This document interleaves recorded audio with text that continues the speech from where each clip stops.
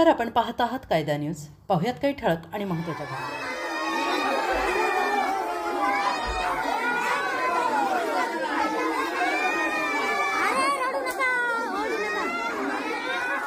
आरोपीला समोर आणा, त्याला आम्ही फाशी देऊ, नाही तर त्याला इथं आमच्या समोर उभं जाळू। त्याला तुमच्याकडे नाही होणार तर आम्ही जाळू त्याला इथं। आम्हाला न्याय मिळाला पाहिजे। त्याला मारतात, एक सेकंदला जंगलाने एवढा वेळ का लावताय तुम्ही? पित्याशी भांडण, बदला घेण्यासाठी चिमुरडी शिकार।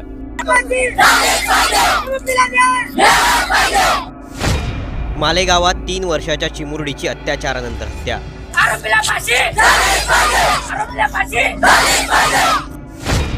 हत्या करणारा विजय खैरनार नक्की कोण?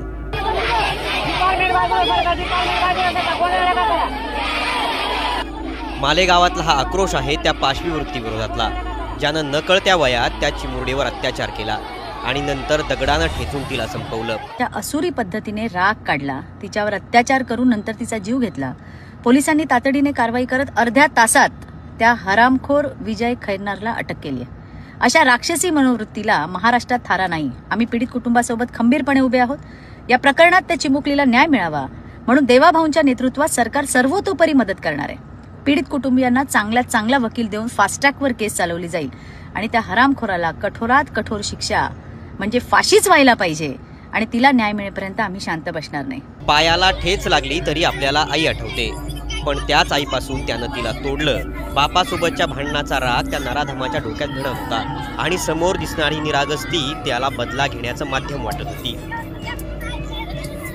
मालेगावातलं डोंगराळे गाव, इथंच त्या पीडित चिमुरडीचं कुटुंब राहतं। काही दिवसांपूर्वी इथं राहणाऱ्या विजय खैरनार याच्याशी त्या चिमुरडीच्या पित्याचं भांडण झालं। हे भांडण टोकाला पोहोचलं आणि हातापायीची वेळ आली। यानंतर हा नराधम इथून निघून गेला, पण हा राग त्याच्या मनात होता आणि याचा बदला घेण्यासाठीच त्यानं टार्गेट केलं त्या छोट्या चिमुरडीला। या चिमुरडीला त्यानं उचलून नेलं आणि तिच्यावर अत्याचार करून तिची दगडानं ठेचून हत्या केली। विजय खैरनार असं या 24 वर्षाच्या नराधमाचं नाव। या घटनेनंतर सुवर्णकार समाजानं मालेगाव बंदची हाक दिली। त्याआधी मालेगावमध्ये रस्त्यावर उतरून नागरिकांनी आंदोलन केलं। दरम्यान दादा भुसेंनी पीडित कुटुंबाची भेट घेतली आणि न्याय देण्याचं आश्वासनही दिलं। घटना एवढी भयानक क्रूर आहे की प्रत्येकाच्या तळपायाची आग मस्तकाला भिडेल। त्या सर्व ते कुटुंबच नाही तर सर्व ग्रामस्थ आणि पंचक्रोशीच्या त्या भावना आहेत, त्या भावनांशी आम्ही सर्वजण सहमत आहोत। या घटनेच्या काहीच तासानंतर पोलिसांनी नराधम विजयला अटक केली आहे। मात्र या नराधमाला फाशी द्यावी आणि मुलीला न्याय द्यावा या मागणीसाठी नागरिक रस्त्यावर उतरलेत।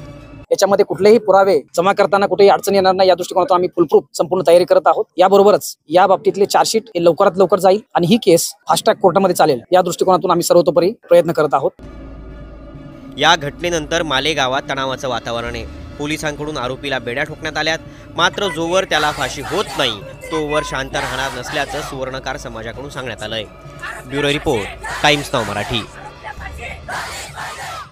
आरोपीला समोर आणा, त्याला आम्ही फाशी देऊ, नाही तर त्याला इथं आमच्या समोर उभं जाळू। त्याला जाळायलाच पाहिजे, इथं आमच्या समोर त्याला फाशी झालीच पाहिजे आणि आमच्या मुलीला न्याय मिळालाच पाहिजे। 3.5 वर्षाचं लेकरू आहे आमचं वालं। जाळल्याशिवाय आम्ही इथून हलणार नाही।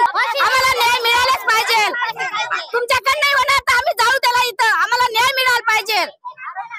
शेतकरी बाहेर काही संगे वागेल का? शेतात काम करायला लागतं आई वडिलांना, संगे घ्यावं लागेल का मुलांना? कोणाच्या विरोधात ठेवायचे मुलं आम्ही आता? त्याला मारतात, एक सेकंदला जंगलाने एवढा वेळ का लावताय तुम्ही? लवकर आणा इथं। आम्ही आधी समोर जाळू, आमच्या हाताने ते बी। तालुक्यातील डोंगराळे या छोट्या गावात 3 वर्षाच्या चिमुकलीवर अमानुष प्रकार झाला। अशा घटना ऐकल्यावर काळीच पिळवटून निघतं। सकाळपर्यंत खेळणारी, दुडूदुडू धावणारी, हसणारी ती लहानगी दुपारी सापडेना म्हणून घरच्यांनी शोध सुरू केला। गावभर शोध घेतल्यानंतर ती गंभीर अवस्थेत आढळली आणि नंतर मृत्यू झाल्याचं संपलं आणि होत्याचं नव्हतं झालं। प्राथमिक तपासात असं समोर आलंय की गावातीलच एक 24 वर्षाचा तरुण, ज्याचं पूर्वी साधारण 1 महिन्यापूर्वी मुलीच्या वडिलांशी भांडण झालेलं आणि म्हणून त्याने त्या निरागस बाळावर अशा असुरी पद्धतीने राग काढला, तिच्यावर अत्याचार करून नंतर तिचा जीव घेतला।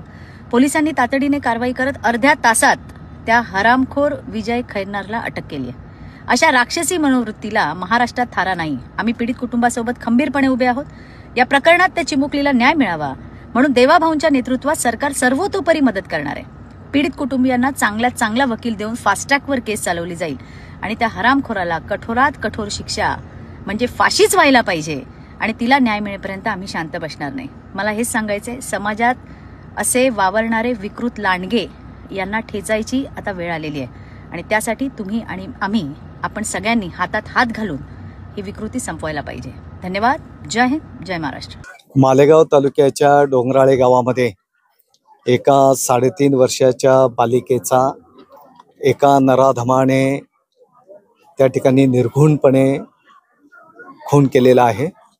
बाकी इतर तपास पोलीस प्रशासन त्या ठिकाणी करत आहे आणि ज्या नराधमाने हे दुष्कर्म कृत्य केलेलं आहे त्याला लवकरात लवकर फाशीची शिक्षा झाली पाहिजे अशा भावना सर्व ग्रामस्थांच्या पासून तर माझ्यापासून आपल्या सगळ्यांच्या आहेत. आणि म्हणून या संदर्भामध्ये अतिशय बारीक निरीक पुरावे गोळा करणं, त्या दुर्दैवी पार्थिवाचं postmortem in camera forensic lab पद्धतीने नाशिकला संपन्न झालेला आहे. पोलीस प्रशासनाने आरोपीला कालच ताब्यात घेतलेलं आहे. उद्याच मी स्वतः माननीय मुख्यमंत्री महोदय, उपमुख्यमंत्री महोदयांना ही अतिशय दुर्दैवी, मानवतेला काळिमा फासणारी जी काही घटना आहे त्या घटनेच्या संदर्भामध्ये माहिती देणार आहे. जो आरोपी आहे ही केस फास्ट ट्रॅक कोर्टावर चालून आरोपीला लवकरात लवकर फाशीची शिक्षा झाली पाहिजे. माननीय उज्ज्वल निकम साहेबांसारखा वरिष्ठ विधितज्ञ या केसच्या संदर्भामध्ये उपलब्ध करून देण्यात यावा अशा प्रकारची विनंती त्या ठिकाणी करणार आहे.